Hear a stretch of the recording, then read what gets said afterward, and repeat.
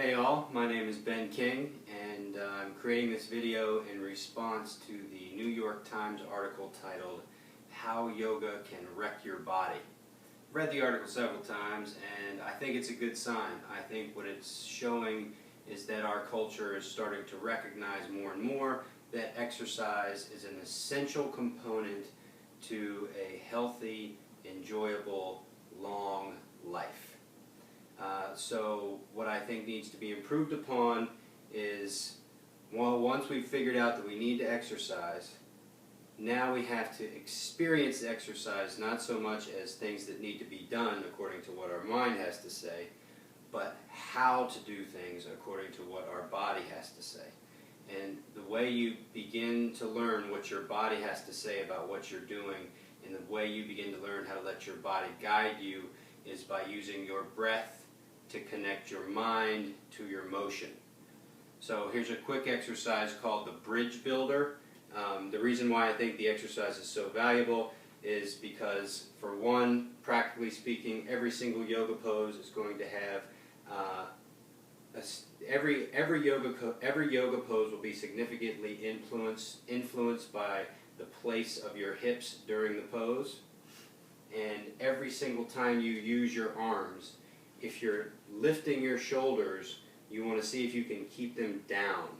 Keep your shoulders down. I see this constantly every single day. People jump their shoulders the first thing when they're about to push or pull. So keep your shoulders down. So this exercise, while very practical, will also teach you how to connect your mind to your breath and your breath to your motion. So standing, it looks like this. Inhale.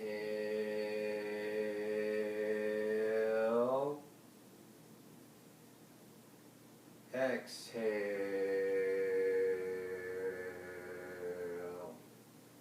I'm making the noise to mimic the notion that the breath has to be matched perfectly with the motion.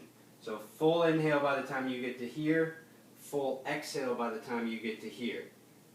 It's got to be precise. That's what's going to connect the mind. The mind wants to really focus, or has to really focus on the breath and the motion of the body, so they can't go anywhere else. At speed with the breath, it looks like this. Watch my tailbone and watch how my shoulders don't go up.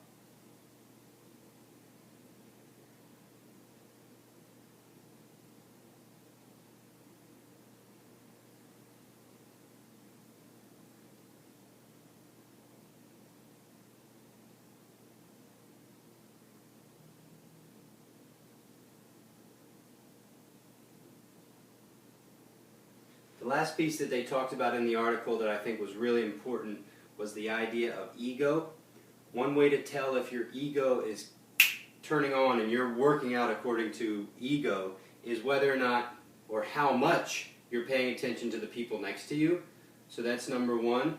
And the way you counter that is to think about switching up every once in a while into really focusing on not how much more you can do, but how much easier you can do what you're doing. So instead of thinking about a quantity, think about a quality, and the quality should be ease. By using ease, you can start to recognize what's going on in the shoulders or what's going on in the hips. You know they're essential, so you might as well get good at cleaning them as well as using them. This cleaning idea, these ideas in general, I'll be teaching more on this coming Monday at 11 at Northwest Sport and Health. So the first talk is from 11 to 11:30, and the second is going to be an hour long, and that's at 1:30 to 2:30. It's all at Northwest Sport and Health. I'll be going over this idea, this concept of connecting the mind to the breath and the breath to the body, and showing you how to apply it to your yoga practice so that you don't have to worry so much that your yoga practice is going to somehow hurt you 40 years from now. See you on Monday.